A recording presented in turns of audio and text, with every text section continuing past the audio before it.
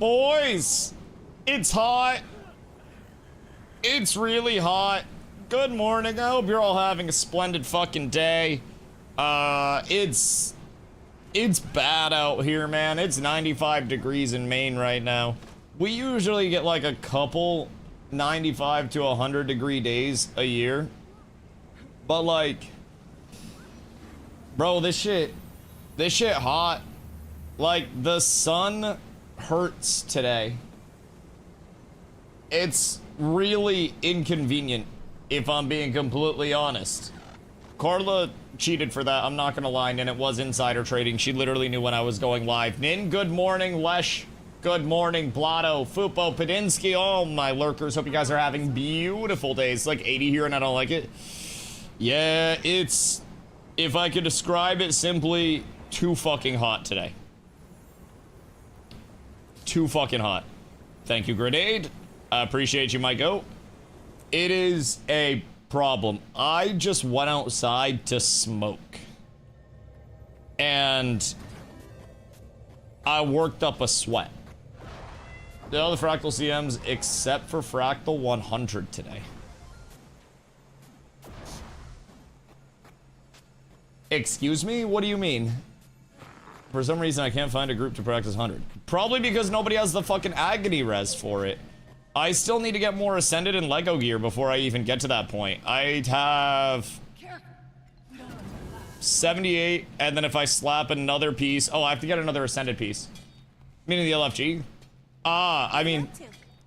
I can't speak to it or not, but if it's anything like WoW, I can only assume that running the highest level content with pugs is probably ass. If I had to guess. Nin, good morning. I hope you're having a splendid one. I don't even know what we've got for upgrades lately in the guild hall. I'm gonna keep it a buck. I have zero fucking clue. Strag's been doing that. About 5% off waypoints for the guild. We hit level 15 from that. Oh, massive. Okay, cool. Cool. Well, I know what we did with the guild hall. So now we save for the mine, right? And then we get mining operation 2 type shit. I've been CC locked and looking and learning about money stuff. It's fun, isn't it? It's just like a little game. That I think is the best way to look at it, realistically. It is the most expensive game that you could ever play, but it's also potentially the best return on investment that you, as a normal person, will ever get on a game. Now, me, I've got some better returns on investment. But, it's just a game, really. And when you look at it like that, you have to make sure, A, that you keep an eye on your resources for the game, and you don't spend any resources that would impact, you know, your actual life. That's why it's expendable income if you're looking to invest in anything that's not guaranteed, like a % yield or anything like that. But yeah, it's fun. Put it all on red. Baccarat. It did us in once, it'll do us in again. The CMs aren't bad for the ones I've done today. Wait, so what are the Me, not you. What are the Fractal CMs? What are those bad boys? Since we're on a perfect time, thinking about getting a good media projector in the area, back at Fupa Fortress that has a screen that pops out of the lawn area. So you can play games and watch movies when it's nice outside. Do you not get rain? Because I feel like anything in the lawn area that's not completely sealed in with its own drainage that's a screen is destined to get rain. Because, like, you would effectively just dig a slot, put a casing in, tracks, motor on the track, remote for the motor, goes up, goes down, hits stoppers, motor shut off after a set amount of time. And then you would need drainage, so you'd almost want to, like, pitch the top of it a little bit. And then have it drain off into, like, a downspout somewhere, but making for that purpose is retractable. I just wouldn't trust it, even in a rainy area.